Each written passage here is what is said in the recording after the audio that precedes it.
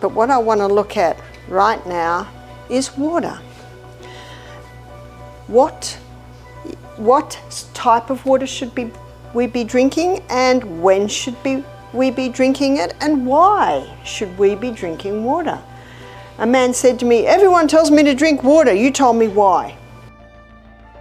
In this video, we will break down the 6 main rules from Barbara O'Neill for drinking water correctly and the unbelievable benefits they will provide. Ready to get started? Let's go! So first, we need to break down how water may cure diseases. Barbara frequently references the works of Dr. Mangage, an Iranian medical doctor and researcher focused on water metabolism in the human body. He posited that dehydration is the primary cause of many diseases, drawing from his experience treating inmates with water to alleviate the pain of peptic ulcers during his detention in Evin prison when medications were unavailable. To share his insights, he authored several books on the subject. There's a book called One of the Body's Many Cries for Water, and it's by an Iranian doctor, Dr. Mangage. He's got another title to his book, He's Not Sick, He's Thirsty. Another title to his book is Don't Treat Thirst with Medications. When we're dehydrated, our body goes into a form of drought management, and it releases a hormone called histamine. And histamine is moving around the body in an attempt to maintain full blood volume in the major arteries and veins to try and keep our body alive. So what it does, it takes a little bit of water away from our joints.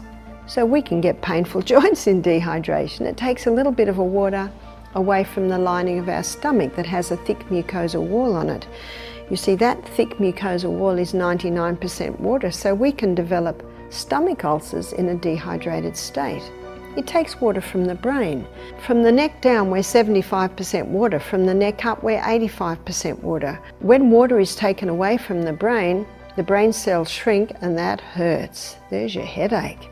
Even negative thought patterns can develop when our brain is dehydrated. So, absolutely not negotiable, we need to drink 8 glasses of water a day. And this actually leads us to our first rule. Rule number 1, drink at least 8 glasses of water a day. By drinking this much water, we are allowing our body to stay hydrated and function as it should. When we don't drink enough water, well, there are a lot of side effects from headaches to diseases. Have the water in the car, have the water by your bed, have the water in the kitchen, have the water in your workplace. Sip, sip, sip. Start hydrating your body and see the difference. Start early, and you need to send the water into your body in gentle showers, little by little by little, all through the day. Start early. The earlier you start, the more water you can take.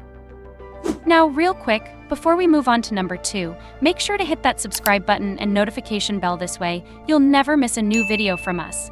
And don't forget to smash the like button. Rule number 2, limit caffeine and sugary drinks. Caffeine is found in many drinks, and mainly drinks like coffee, tea, and many sodas. While it can give you a temporary energy boost, it also acts as a diuretic. This means it makes you urinate more, leading to a loss of water. Sugary drinks, like sodas and energy drinks, can also contribute to dehydration. The high sugar content can pull water out of your cells, making it harder for your body to stay hydrated. These drinks can also lead to other health problems, such as constipation. When your body doesn't have enough water, your digestive system can slow down, making it difficult to have regular bowel movements.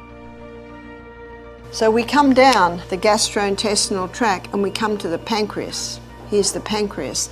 And the pancreas releases 2 hormones into the blood, and it also releases enzymes into the gut, hormones into the blood. What are the hormones going into the blood from the pancreas? It's insulin and glucagon. Both of these hormones require a large amount of water to be made properly. So if someone's dehydrated, can you see that can contribute to diabetes? So moving on down the gastrointestinal tract, we come to the colon. And one of the main functions of the colon is to take water out so stools are formed. If a person is dehydrated, more water gets taken out than should be taken out, so we're left with rabbit pellets and cement. So constipation can be a result of dehydration. So what drinks dehydrate us? Well, what about tea and coffee, Coke? Well, unfortunately, caffeine and sugar are dehydrating agents. If you're dehydrated and drink tea or coffee or Coke or Dr. Pepper or any soda drinks, because of the dehydrating agents in them, you will become more dehydrated. It will not hydrate your body. Rule number 3, drink a glass of water half an hour before meals. This practice helps thicken the mucosal lining of your stomach. A healthy mucosal lining is important because it protects your stomach from harmful acids. When you hydrate before eating, the water supports this lining, making it more resilient. Rule number 4, stop drinking water during the meal. When you drink water while eating, it can dilute hydrochloric acid in your stomach. Hydrochloric acid is essential for breaking down food and killing harmful bacteria. If this acid is diluted, it makes digestion less effective.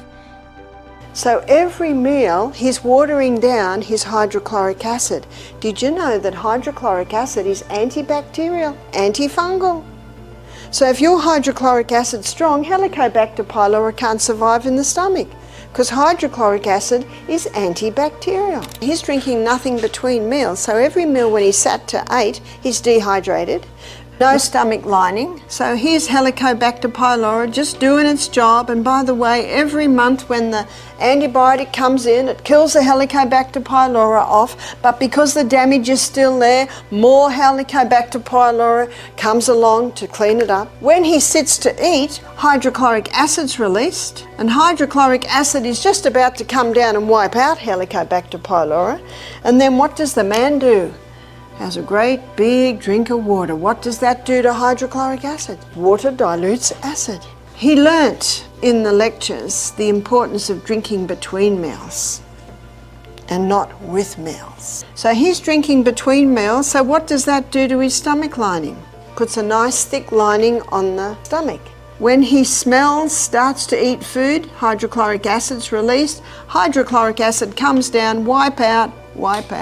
His body healed itself. Now if someone's thirsty after a meal, by all means have a few mouthfuls of water. A few mouths of water is not going to greatly reduce the effectiveness of the hydrochloric acid. Rule number 5, eat this specific salt. Barbara says that this one salt is the one we all should be consuming, and not table salt. There's a French doctor named Dr. Lelangre, and he's written a whole book on salt. He said, when people come to me with high blood pressure, I put them on Celtic salt. Why does he put them on Celtic salt? Because Celtic salt contains 82 minerals. It's a hand-harvested sea salt. So the minerals are in the Celtic salt in their balanced form. What about Himalayan salt? In many places, Himalayan salt is a lot easy to get. There's about 75 minerals. So it's pretty good. But I prefer the Celtic salt. And one reason is that the Celtic salt has 3 magnesiums. It contains magnesium chloride and magnesium bromide and magnesium sulfate. Magnesium is a water-hungry molecule, and this explains why the Celtic salt is such a moist salt, especially when we've had a lot of rain, because those 3 magnesiums absorb the moisture. And because magnesium is a water-hungry molecule, it can be used to help the water get into the cell. Dr. Barbara O'Neill recommends Celtic salt, which has 82 minerals, as a solution for high blood pressure. It is favored over Himalayan salt because it contains additional types of magnesium that aid in hydrating cells. Staying hydrated is crucial for your health, so I encourage you to adopt these hydration rules.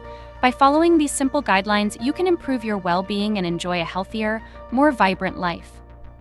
Remember, drinking water consistently is key to maintaining your health and longevity. Make it a priority in your daily routine. Now it's your turn. Make sure to hit the like button, subscribe, and turn on post notifications so you don't miss any of our future content. Thanks for watching, and we'll see you in the next one.